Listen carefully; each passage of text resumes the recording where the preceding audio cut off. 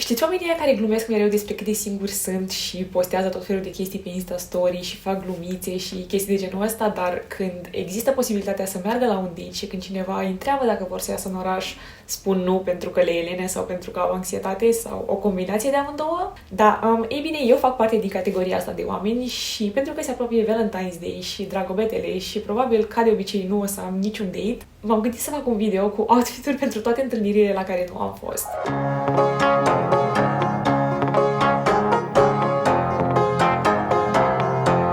Știi ce mi se pare foarte fain?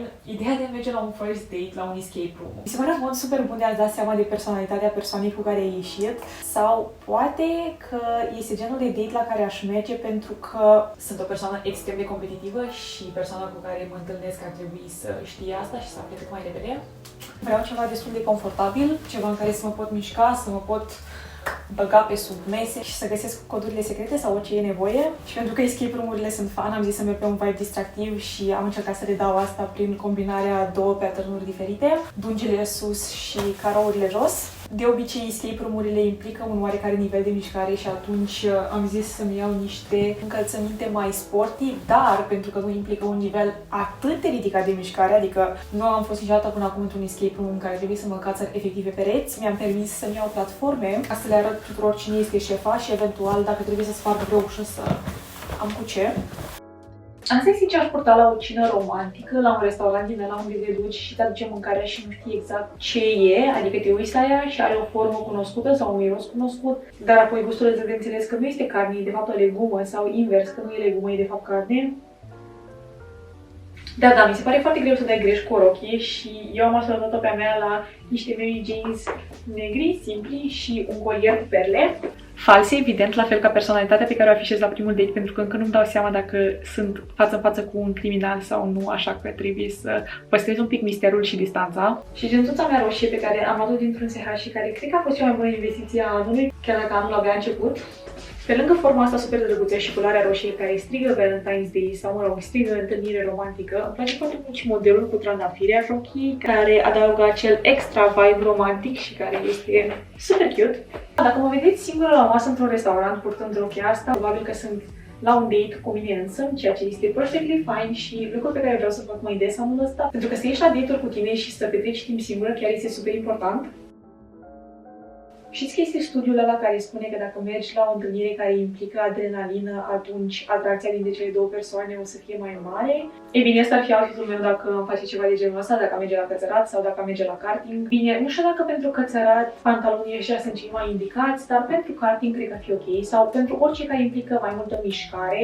Și asta este pentru că pantalonii ăștia, deși arată super elegant, sunt de fapt super confortabili și extrem de elastici, adică îmi permit să mă mișc, aș face șpagatul dacă aș putea, dar nu pot, așa că doar credeți-mă pe cuvânt, sunt foarte confortabili. Și m-am întors la Converse mei pentru că din nou vrem mobilitate cu puțină înălțime.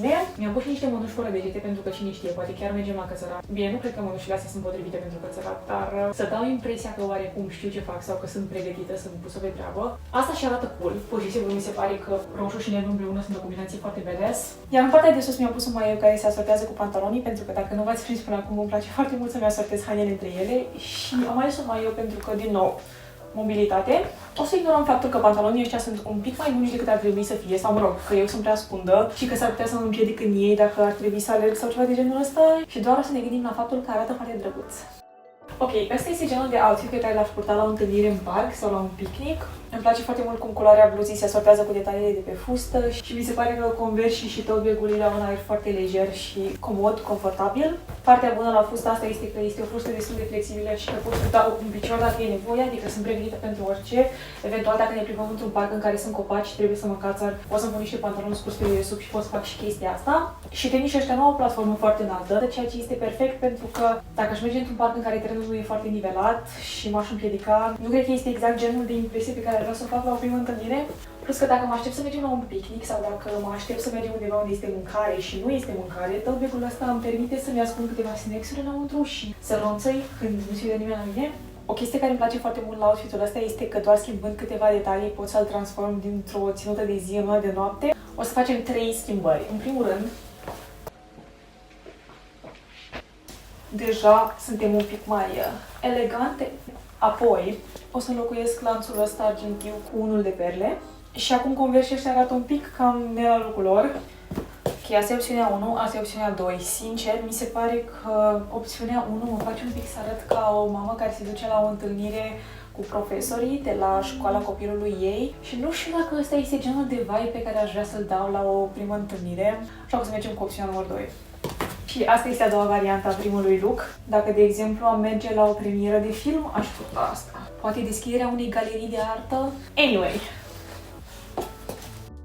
Aș purta outfit-ul ăsta la un date la thrift shopping. Mi s-ar părea o idee de întâlnire foarte drăguță, pur și simplu să mergem să vizităm tot felul de magazine vintage și second hand.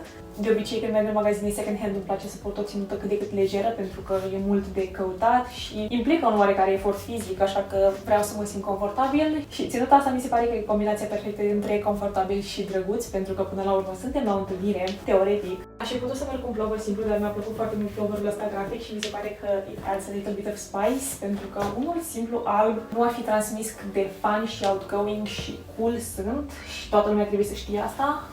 Abia recent am început să suprapun plovere peste rochii, pentru că asta este o rochie, nu o fustă și nu înțeleg de ce n-am făcut-o mai devreme, pentru că arată adorabil. Și practic îmi transformă toate rochiile și în fuste, adică îmi dublez opțiunile.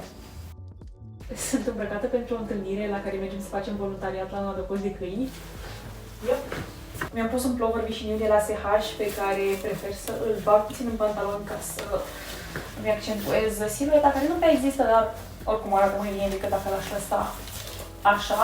Și am zis să merg cu un plover luat second hand, pentru că dacă ar avea loc accidente cu căței, nu m-ar deranja atât de tare să-l pierd. Și în partea de jos mi-am pus o pereche de blugi, pentru că deși sunt o mare fană a confortului, nu aș vrea să arăt ca și cum aș fi în pijamale, pentru că până la urmă, din nou, e o întâlnire, teoretic.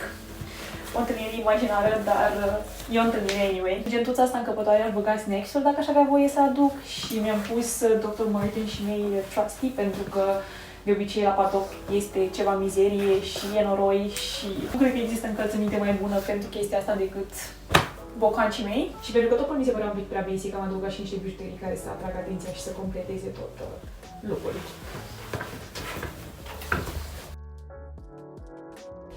Asta este probabil ce aș purta dacă am merge la un muzeu. Liniile astea clasice ale pantalonilor palazzo împreună cu maleta mi se pare că se potrivesc foarte bine cu aerul și vibe-ul unui muzeu. În general, mi se pare că pantalonii de tip palazzo fac orice ținută să arate mai fancy și cred că dacă aș fi purtat o cămașă, ar fi fost un pic cam mult.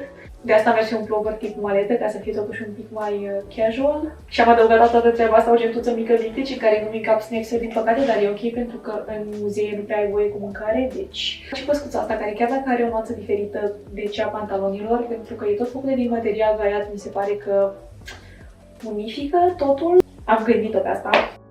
Asta este un outfit pentru o întâlnire la cafenea, dar nu orice întâlnire la cafenea. Este o întâlnire la cafenea în care, în mod ideal, aș scoate din tot bag-ul meu un pachet de cărți We're Not Really Strangers, pentru că, sincer, mi se pare un mod extraordinar de a cunoaște pe cineva și pentru a nu trebui să faci small talk. Pentru ținuta asta am combinat poleroul ăsta, roz prăfuit, mov pal. Nu știu exact ce culoare este, dar am combinat acest top cu o fustă plisată vișinie. Pentru că deja mi-am pus topul ăsta care e plin de volănașe și fusta, nu am vrut să merg prea mult în direcția asta, așa că am contrabalansat elementele romantice cu ceva mai sporty, adică aceste platforme Buffalo și tot bag-ul pe care l-am cusut singură, care mi se pare că se potrivește perfect și care e super cute. Acum sunt îmbrăcată pentru o seară la cineva. Am zis că aleg un outfit care să fie și confortabil, dar care și să transmită ceva din personalitatea mea. Așa că mi-am pus aceste cizmulițe cu platformă care sunt un pic mai fun decât cele pe care le-am purtat până acum. Și cardiganul ăsta cu tematică Alice în Țara Minunilor. Teoretic, dacă ar fi să merg singură la film sau cu niște prietene, în loc de gentuța asta foarte drăguță și elegantă și cute, aș merge probabil cu asta pentru că mi încap mult mai bine toate snacks-urile pe care vreau să le cumpăr de la Oșan înainte. Dar având în vedere că este un date și probabil nu mi-aș îndesa fața cu chipsuri de la Lay's, o să merg cu asta. Și da, și putut să merg doar cu bluza asta roșie, dar nu știu de ce, mi se pare că în cinemaurile de aici din București este foarte frig. Sau poate doar la AFI, ar fi mers să-mi iau cardiganul și apoi să-i cer jacheta date-ului meu, dar dacă nu are jachetă, ce fac? Nu mai bine vin eu cu un cardigan și sunt femeie puternică și independentă, care nu moare de frig? Așa ziceam și eu.